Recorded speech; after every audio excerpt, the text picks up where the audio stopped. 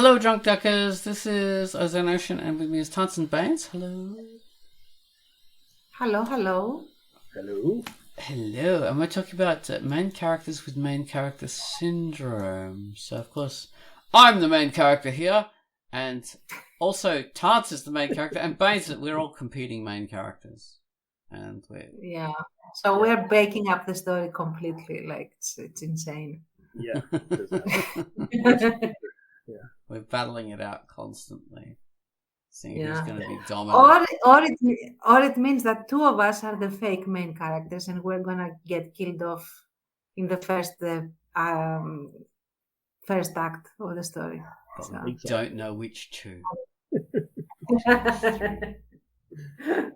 It's a mystery. All right, so before we get into that, we've got to do the...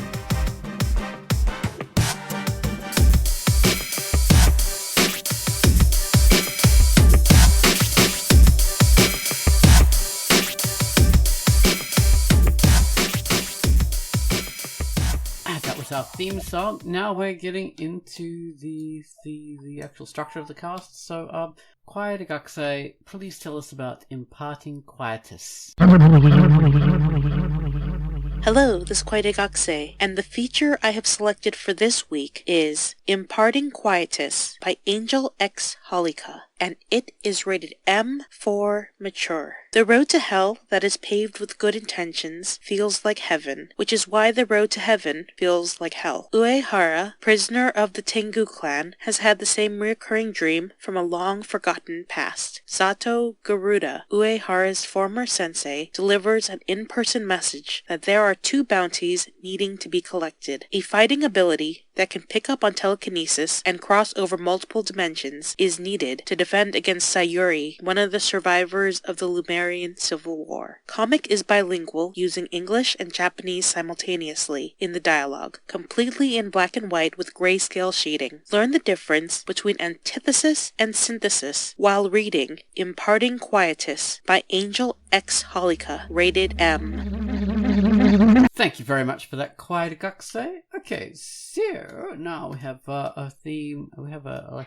featured theme by Gumulus, and he's going to play this lovely bit of music, and I'm going to tell you what it is. Gumulus didn't do a new theme for this week because he's super busy, so I reissued another good old theme from 2024.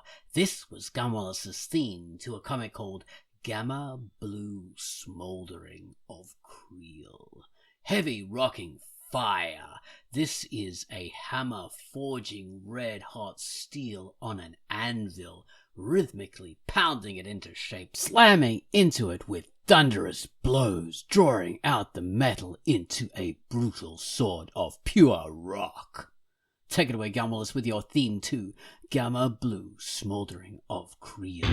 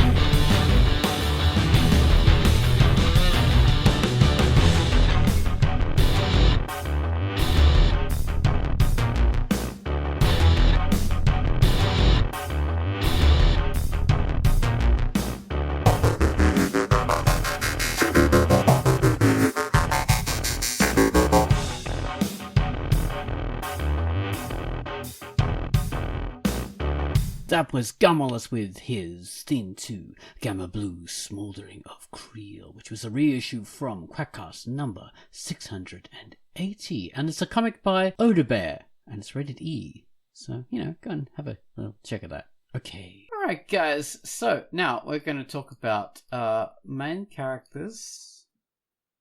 Who are main characters? No, it's like a fictional version.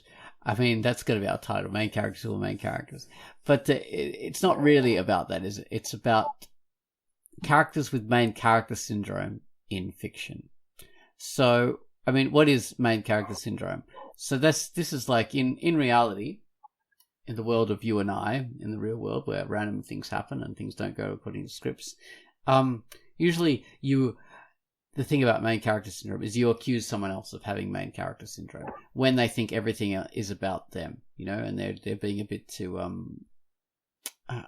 self-centered about things and about their life, and you say, main character syndrome, or you see someone like dressed up in really, really kind of like obnoxious clothing or something like that style, and you go, main character syndrome, as a kind of like a snide little criticism.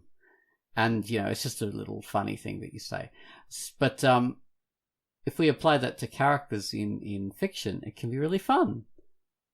How do you spot a character in fiction with main character syndrome? Because main characters don't usually have main character syndrome, I would say. I mean...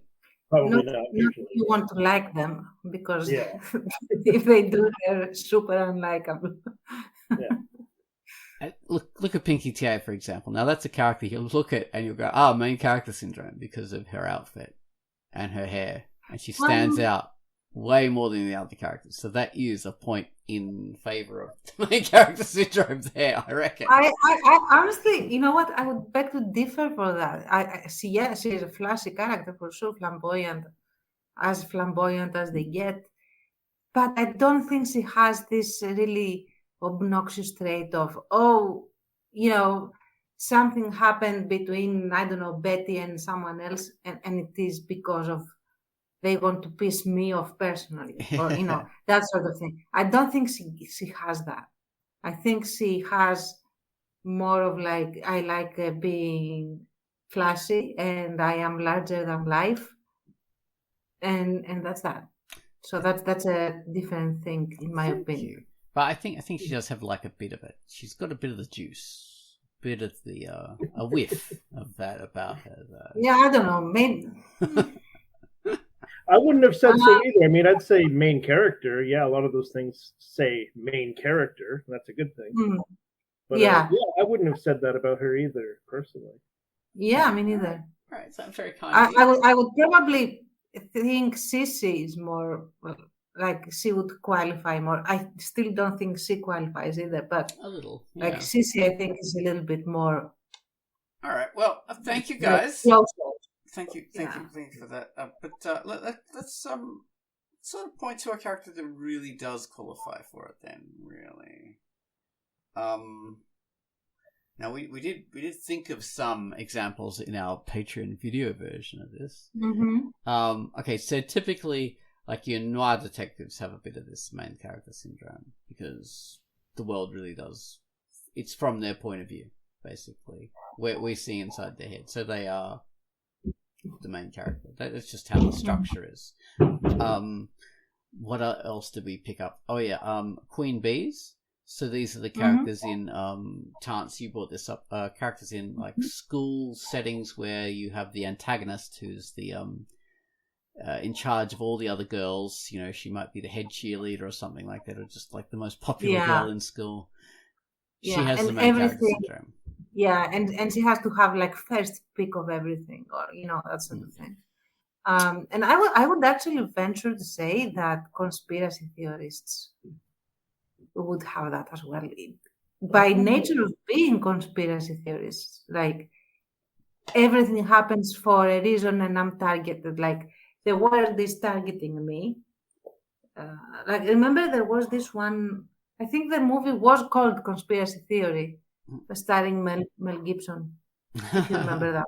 Signs. I remember it. I maybe? don't remember what happened in it really, but yeah. So yeah, the whole idea was that he was making this conspiracy theories, like little personal self-printed paper. So it was before Facebook, where he would have thrived.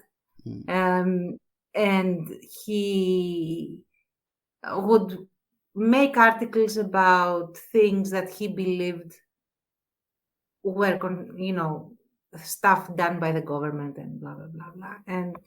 And he had these weird flashbacks, and he gives the vibe, like everything that happens, he feels happens because he's being targeted. Of course, towards the whole plot development, he actually is being targeted, but not for all this. He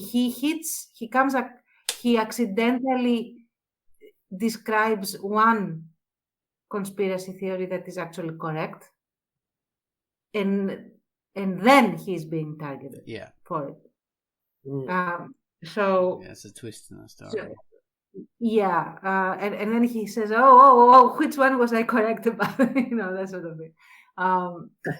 But and of course there is a lot of backstory that I don't remember very well. I think that he was actually part of an experiment that he had been brainwashed to forget and stuff like that.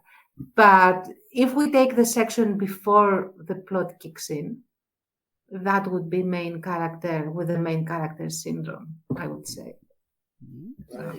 Okay, so and do you think conspiracy theorists in general in fiction have the main character syndrome? A little bit, yeah. Because they think the world revolves around a certain point, and they're working it all out. Yeah, that's interesting. I think Mulder in X-Files, he's a conspiracy theorist, but all the conspiracy theories are real in that one. And I don't think he has that. And they are not about him. It's not that he doesn't feel that they all converge to focus on him.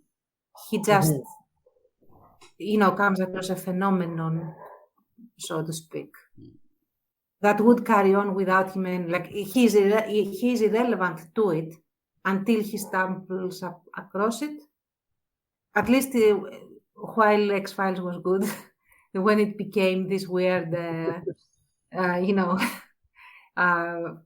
cancer stick gray man, chasing them, blah, blah, blah, in the most inane way possible, then it stops being as good. But in the original concept, let's go with the original concept. So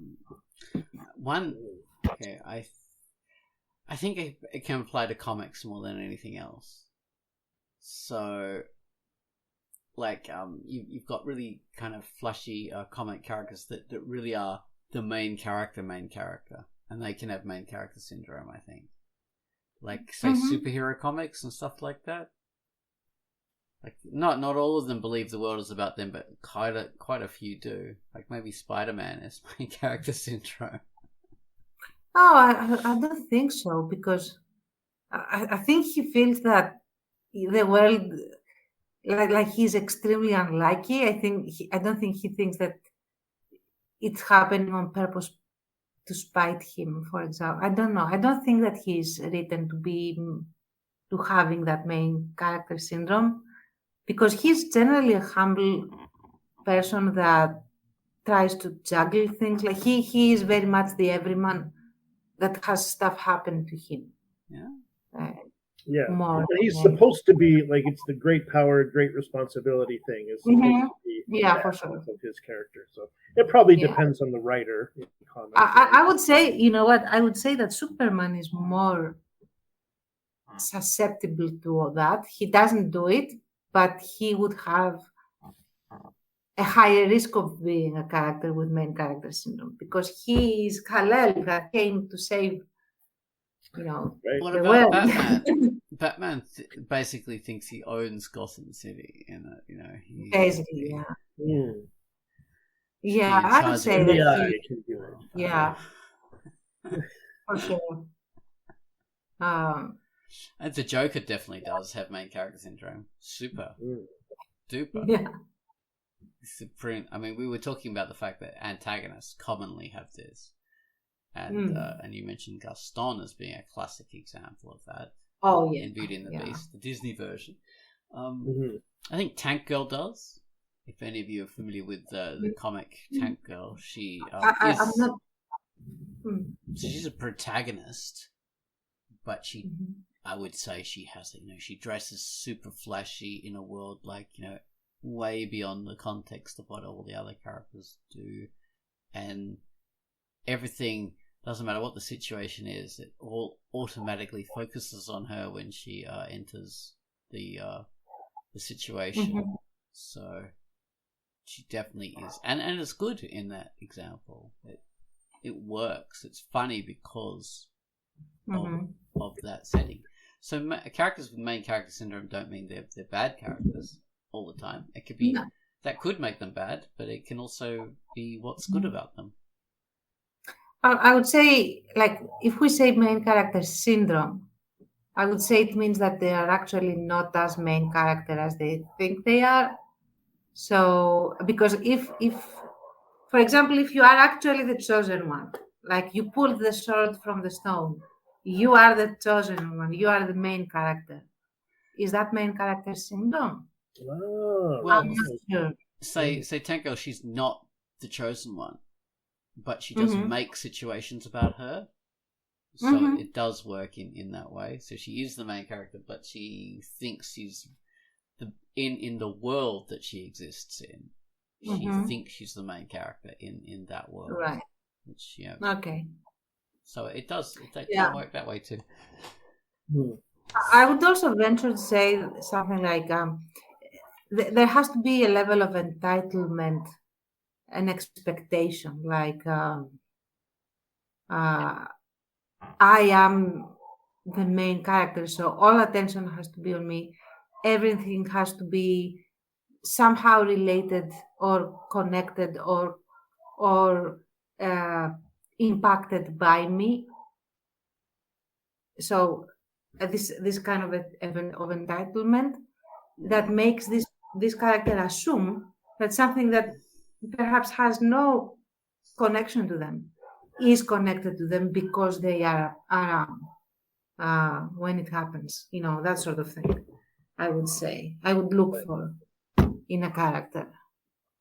You do see it often in antagonistic characters, and I would say protagonist characters that are often a bit tongue-in-cheek will do this. Like very arrogant protagonist characters will do this. Let's see. There was a TV show starring Rick Mayall. It was called Mr. Bastard or something like that. Or The New Statesman, it was called. New Statesman. And he played this politician called Bastard. A Tory politician, conservative. And he made every situation about himself. And anything that happened, it was all about him. And, oh my God, they're all against me. Oh my God. And that was a good main character syndrome, main character. And it was hilarious. For sure. Yeah, that would be perfect. So yeah, it's varied. It's varied. Okay, so we talked about Queen Bees. Okay, so Clueless, that was a good example of a character who starts off as that, and they graduate from it. So that's the whole story. I think it's her becoming not that character. Oh, I know. Absolutely Fabulous. The main characters in that do have main character syndrome massively. That's Patsy and what's her name? Have you guys ever seen Absolutely Fabulous? No. Oh my God, I used to love that show in the 90s. Just started rewatching it now, but yes, oh my God, those two characters they do. Remember that story, that movie with Sean Connery as the voicing the dragon. It had this. No, not Eargone. No, Dragonheart, I think. Oh yeah, right. Dracula. And the main, he of course becomes the main antagonist, but he starts off as the main character. They sort of fool you into believing he will be the main character, and that is the prince, who gets half of the heart of the dragon, and he's a self-centered little. See you next Tuesday, and he everything is about him. Like everything has to serve him in some manner, otherwise it is an egregious offense against him, sort of thing. So I would say that, of course, he does become an antagonist, and I think, considering the whole set of behaviors that come with main character syndrome, you cannot really avoid such a character becoming an antagonist to others in the cast. So I would say that little. I'm trying to find like sort of clean words to describe you, like that. Prick. Yes, thank you. He's definitely like starts off main character, gets main character syndrome, becomes the main antagonist / villain. So yes, it's a good trait for a villain, because it means it's a realistic trait for a villain, because it means if they think everything revolves around them, then that means they don't think much about other people. Then that means they don't think much about doing bad things to other people, or just because they're so arrogant and they're so self-focused, bad things will happen to other people because of them, which means they're evil. So like someone like Donald Trump has main character syndrome because he does. Everything focuses on him. Yeah, and everyone enables them, and it becomes worse. You cannot enable that sort of thing, because then it's like this cancer that you feed, and then it becomes like 3 times worse every time you feed it. Anyway, so I just finished a Chinese drama that was all about politics in the court, and the emperor dies, and then we have the period after the emperor has died, the new one has succeeded the throne, and then this new emperor has to basically establish himself on the throne, and that's like, this is the transition period that the entire plot takes place in. And he has this he's not a bad guy, but he's just very young, and that means that he makes mistakes that young people do. And he has this sister who is supposedly this immaculate, really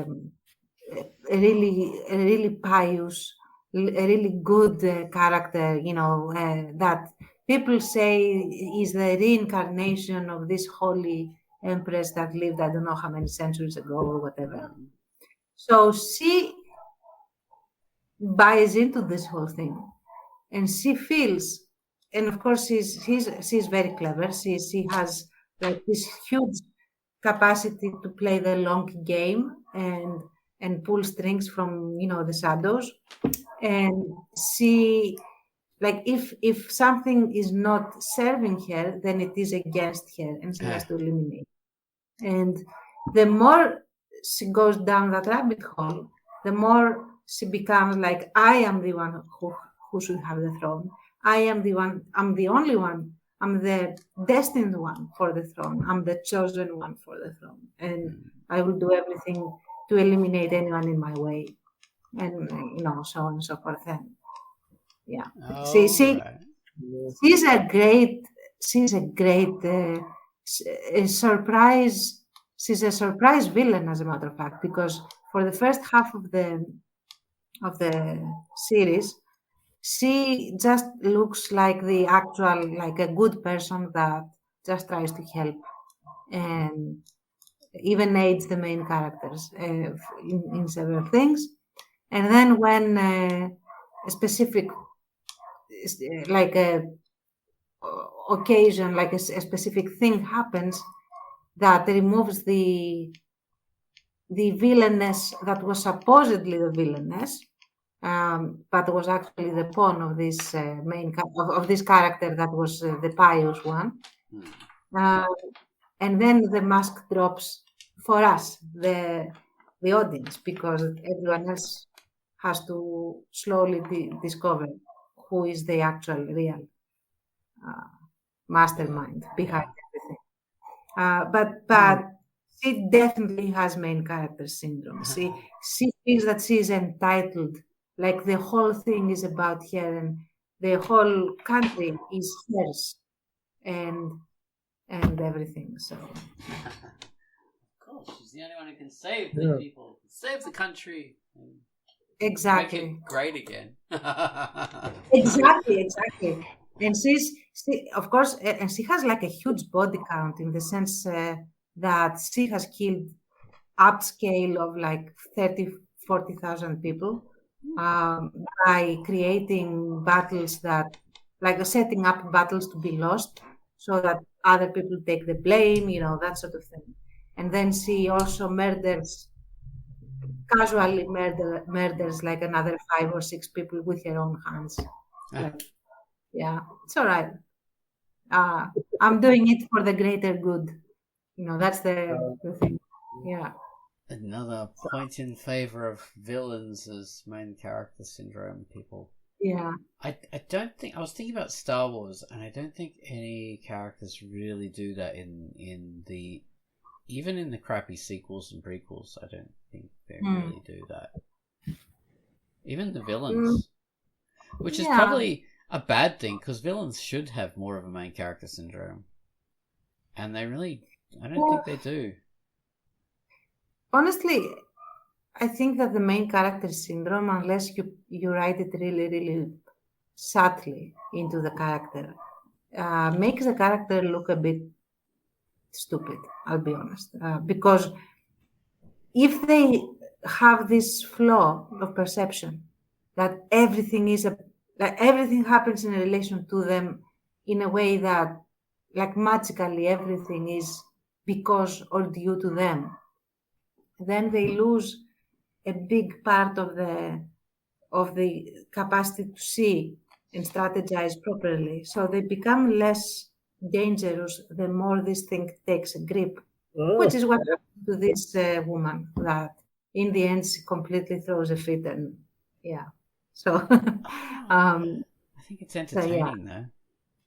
Oh, absolutely, it's very entertaining, and the more they do it really well. I have to take my hat off to the whole Asian drama industry, because they know how to slow burn the reward in watching a villain have this complete meltdown when everything falls apart. And you wait for that, and that they never disappoint in rewarding you. I think what's his name has it a little bit. The Emperor in Star Wars. He's got a little bit. Yeah. Yeah, maybe. I mean, especially towards the end, like the whole. If you go too arrogant, maybe you start getting it. Like, everything is happening according to my plan. No, it isn't. Yeah. You couldn't have predicted certain things. I would say Walter White from Breaking Bad definitely gets there at a certain place. As his arrogance grows and his successes grow, he's very clever, very smart. He outthinks most other characters. But he does get quite arrogant and believing things are all about him. And you do see him get smacked down sometimes. You're right, man. Because he graduated to that. In the beginning, he was like a side character in someone else's story. Yeah. And he hated it. And, well, he lived with it and he was fine because he had a good family. But that was like a down step for him from what he had in some earlier version of his life. And then when he built himself back up again with this getting, money to treat his cancer and look after his family, and then he graduated out of that into being a supervillain, then he became main character syndrome. Yeah, exactly. And we have a fairly, in my opinion, accurate but also obnoxious saying in Greece, and I'll just direct translate it. And it says like the higher the monkey climbs, the more the world can see its ass. So, yeah. Right. Yeah, and it is directly related to that, in that the more arrogant you become, the more your flaws become evident to everybody else, and Right. therefore the more you come closer to your nemesis or downfall or whatever. So Yeah. So don't climb too high, guys. Be careful. Cover your bums. yeah, or at least wear something before you climb up. Yeah. Exactly. Look at what you're wearing first, and then Not a skirt. I mean. Yeah. Exactly.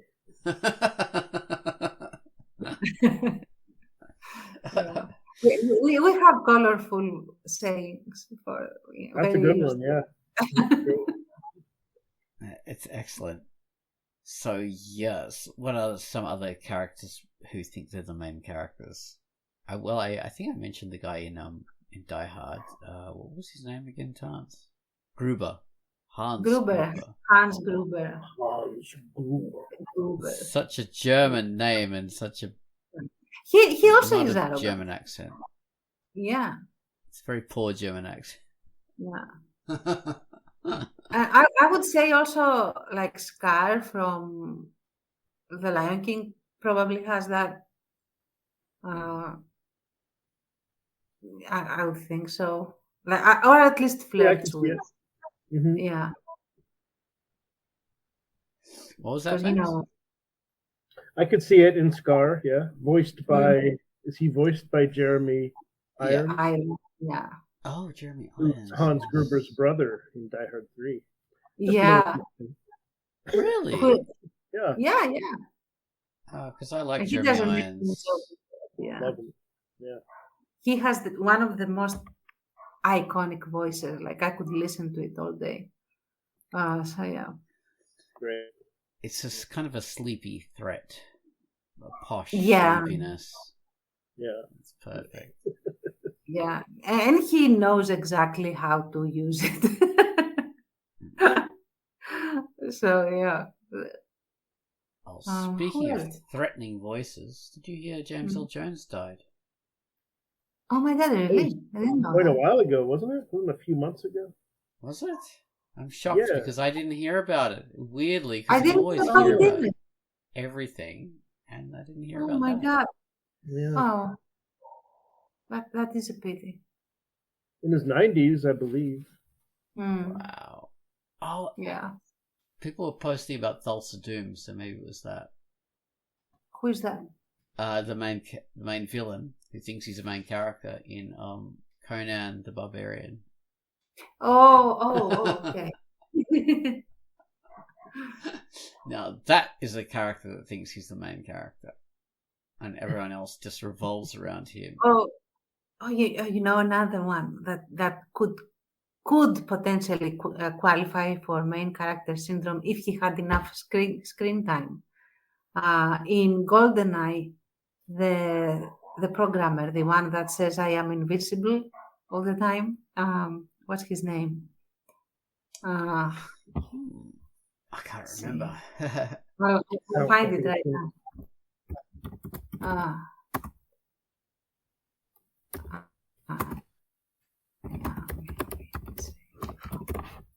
Come on. Boris Gritchenko. That's his name. Oh, that sounds like a perfect name. Yeah. He's the, if you remember, like in GoldenEye 007, he's one, there are two Russian characters that are programmers in this very top secret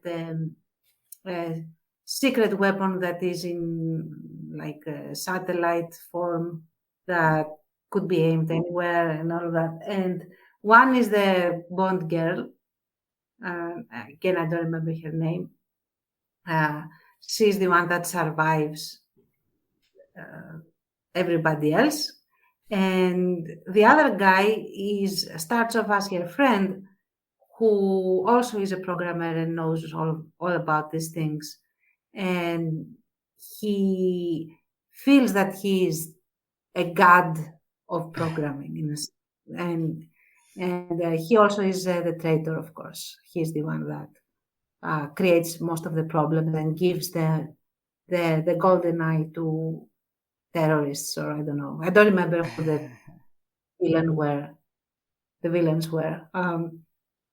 So he every time he does something, and he's really good, but he has this thing that, yeah, I'm the one actually controlling the situation, where he clearly is not. And he like every time he does something and succeeds in something, he says like, I am invincible, and that's the last words he says before he dies, of course. So yeah. So I do think that, like, he doesn't have too much screen time, but if he did, I think that he would absolutely qualify for main character syndrome. So yeah. Yeah, it's a common thing to villains, and it works so well with them. It's because it relates to arrogance. Any character that has a little bit of, even a tiny speck of arrogance, always has a whiff of main character syndrome. Doesn't matter if you're a villain or a protagonist, main character, not a main character. If you have arrogance, that is a good sign. And that's not the only sign that indicates main character syndrome, but that is a good sign that indicates it. So what are the signs that indicates you? So you have the arrogance, narcissism, boundary crossing. Absolutely. You have this immediate antagonism of anyone that might take attention away from them, in a sense. Right. They also, like, they can be just simply, physically distinct from other characters.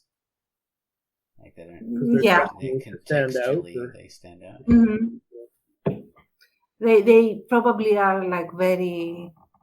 I mean, again, this could be like applied over any type of personality, but assuming that we go for broke, you have people that are very resentful and hold grudges against anyone that offended them, and this offense comes from, you dare take attention away from me in some way.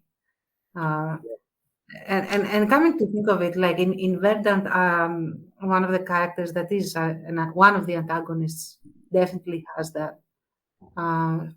We haven't met really much of him yet, but we have met enough that he qualifies, I think. So nice. I think what you said earlier, Tans, is also important. In a well-written main character syndrome character, they would miss things. There'd be things that they would miss because of their distorted view of reality. Exactly. Or misconstrue. Like they might catch, like they might perceive a thing, but interpret it wrong. Right. Yeah, that would be the whole thing. They interpret everything as some kind of, connected to that, directed at that. I think characters with main character syndrome will, despite other characters in the story, they will make things conform to them. They will change the reality of the story somewhat to conform to themselves. Yeah. So it's a self-fulfilling prophecy. Right. Okay. Like a superhero that does that would be Deadpool. He's the main character. Yeah, I was thinking of him, maybe. But I mean, main characters who they're talking to the audience or to the camera. Yeah. That's a little bit trickier. You have to sort of look in detail to figure out if this is a syndrome or. And since he breaks the fourth wall and he knows that he is in a movie that says Deadpool, then do you blame him for feeling that he's the character? So yeah, there's No, that.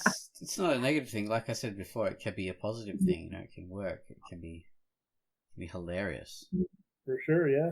Larry Yeah. David's like the Seinfeld characters and Larry David in Curb Your Enthusiasm, at least some of the time or a lot of the time, has that going on to comedic effect. Oh, you're right. And actually, when you think about it, Seinfeld, his thing that he used to work on, Seinfeld show with Jerry Seinfeld character. Yeah. All those characters have main character syndrome. All of them.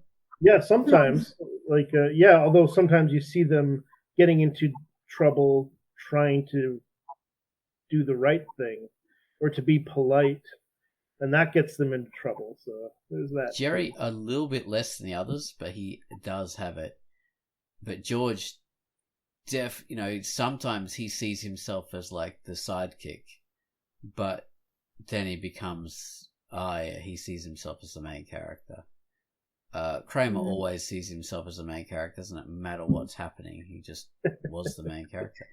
And Elaine sometimes sees, these guys, what are they doing? But when she comes into her own, she is main character.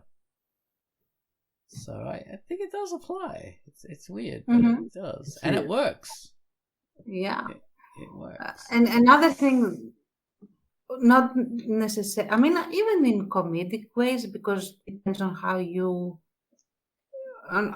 make it happen, I guess. But in terms of a pattern, another thing is that a character with a main character syndrome will cross boundaries, cross lines.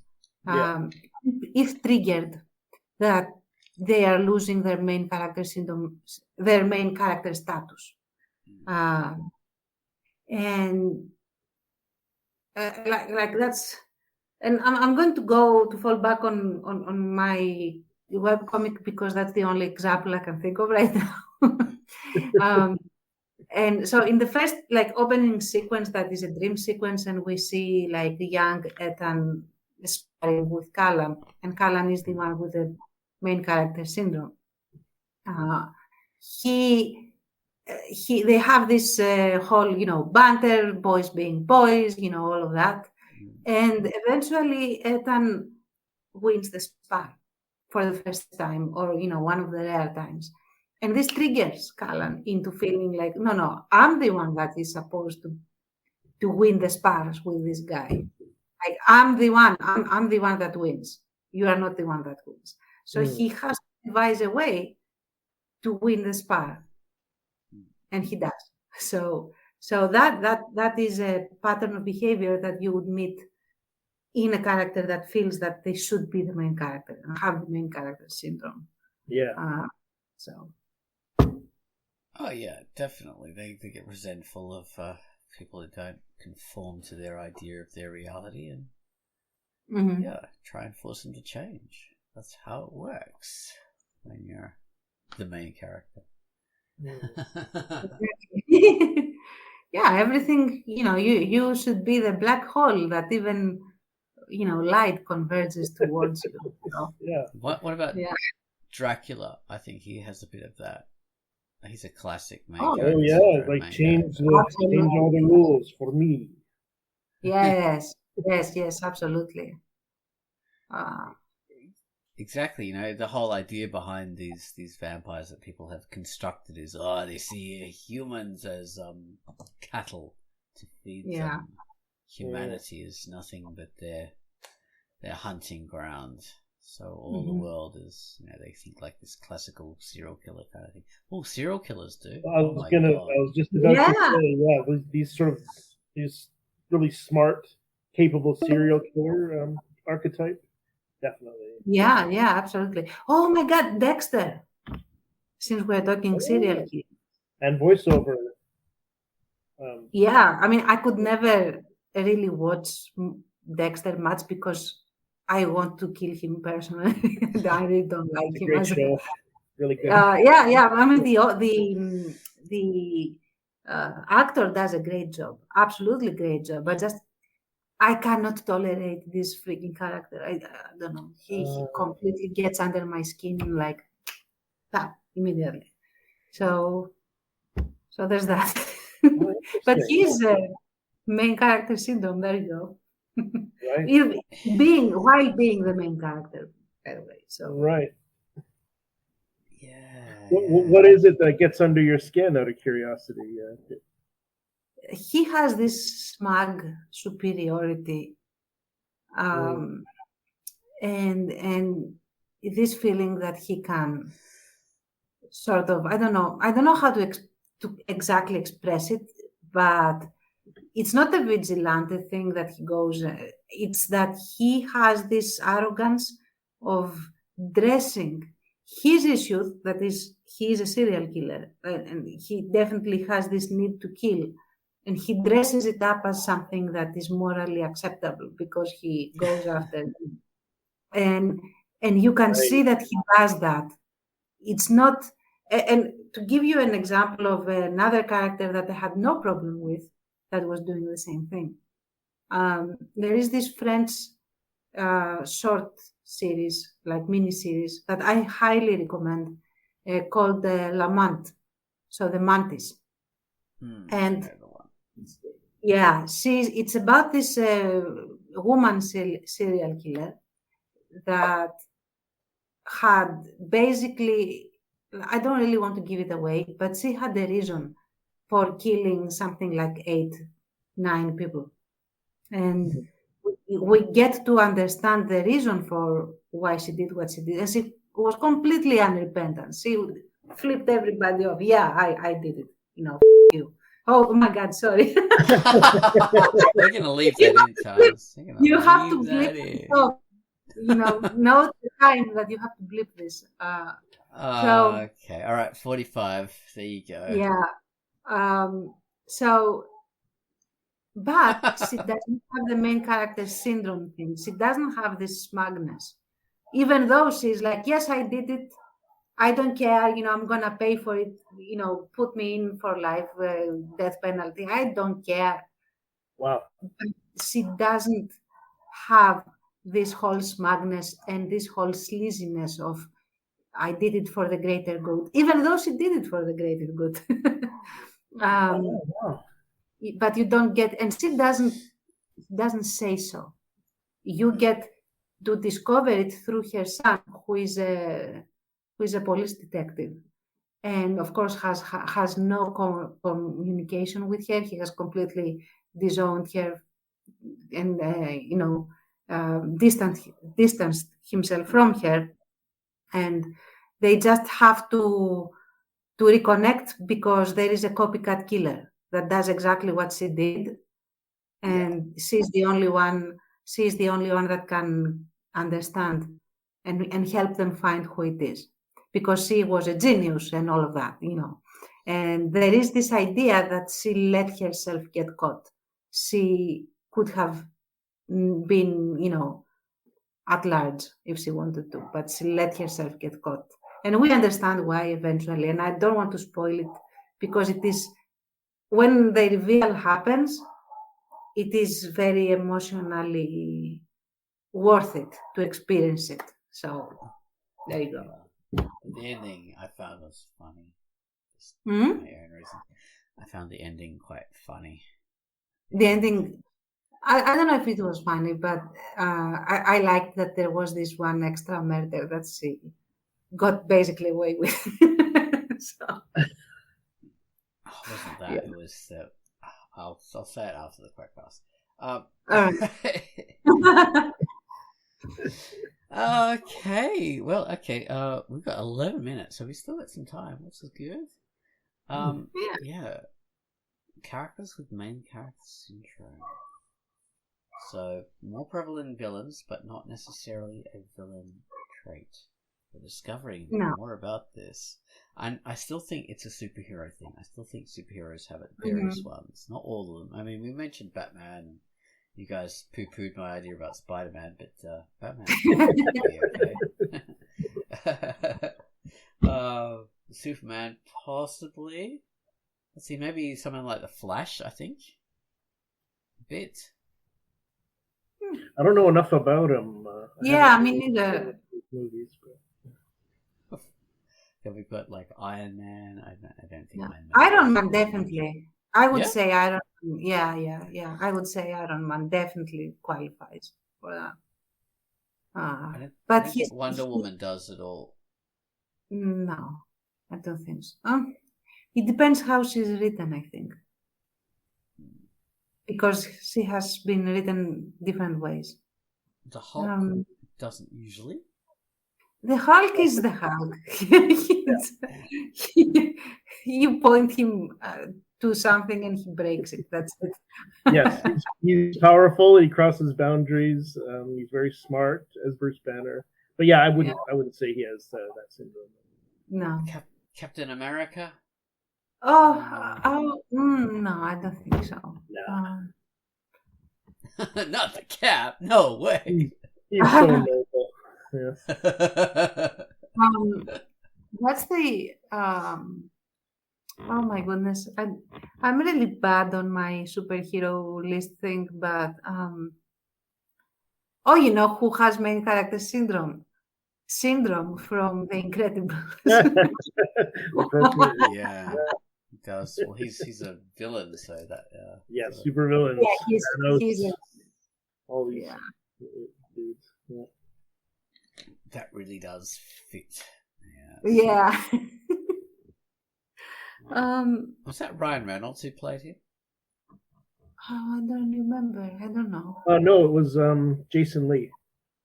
Oh, you're right. Oh my! But they do have sort of the same kind of voice when they're doing it. Yeah, kind of. Yeah, but you're right, Jason Lee. Wow. You know who I think, although I really like him as a character that has a main character syndrome, Doctor Strange. I think he does have at least some of it, like a little bit. Oh yeah, I mean definitely in his beginnings, right? Like yeah, narcissistic absolutely. doctor phase. Yeah. Yeah. Oh, definitely as a doctor. Oh my god. Yeah, he's insufferable. Arrogant. Rusty Venture from the Venture Brothers. If you've ever seen that.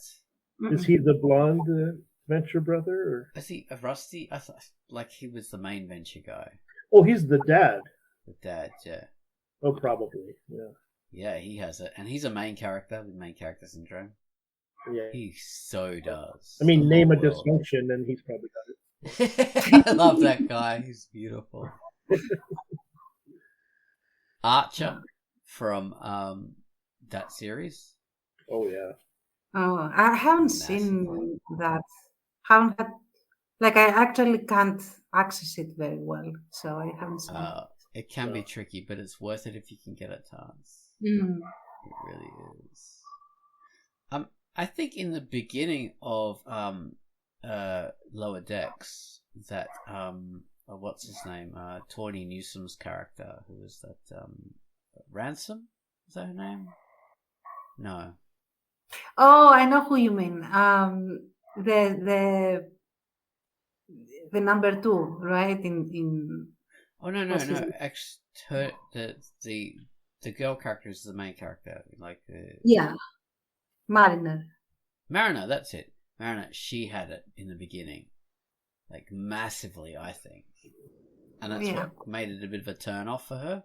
Yeah. And when she lost that, she was much more of a relatable, fun character. But I think she really had it in the beginning. Yeah, when she was like in that defiance mode, and that also made her have this whole, everything is against me. It did, yeah. It only exists to be against me. It's trial against me. Yeah. So yeah, which was a bit negative, I found. But yeah, I did think she did. That's the kind of writing where the writer creates the syndrome.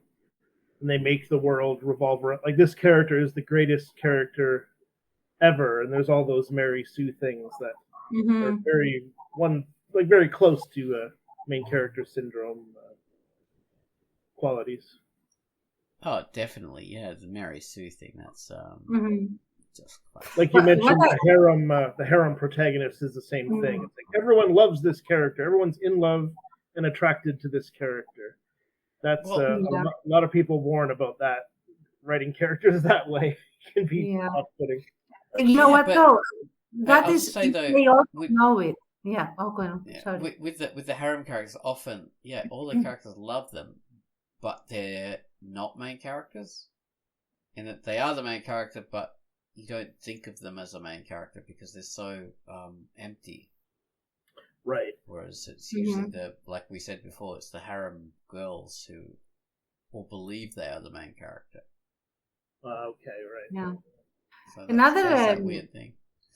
character that starts off, well, doesn't start off, but gets main character syndrome, the way we have defined it, and then grows out of it eventually, is in Rurouni Kenshin, the character of Aoshi. And Aoshi is this, and he has like this fan following. He's the dark handsome guy that is very broody, and also he's very good, of course, because everyone is very good with swords in that series. But the whole thing is that he has this. He used to be the leader of this group that didn't get to shine in the big battle of the Bakumatsu, like before the peacetime era, supposedly. And that really rankles, but it rankles even more when his buddies basically die in a side adventure that Kenshin has, and then he gets this idea that he has to prove that he is the strongest of the strong, and that everything revolves about everything that happens is related to that, and he gets personally offended at anyone else that tries to kill Kenshin because he's the one that is supposed to kill him, and and all of that, and he does some really unsavory things in his effort to do that. So, and he becomes really off-putting, although he still has fangirls for that. But then eventually he because that is his way of grief, process. So when he grows out of that and he becomes like, okay, this is not about me, and it doesn't matter if I'm the strongest or not, then he becomes, first of all, stronger, ironically, and also he becomes the hot, broody guy that everybody likes. So this is his main character power. Yeah, and that makes him a lot more attractive as a character. So that's interesting. Yeah. What characters I think of as one last mention? Damn it, I've lost it from my brain. Oh, sorry. Oh, Riker from The Next Generation. Yeah. Yeah. Totally.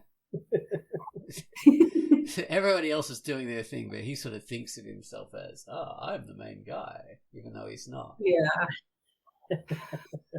Bonus points when he poses for that. Always. Yeah, he thinks of himself as Kirk, really. That's it. Yeah.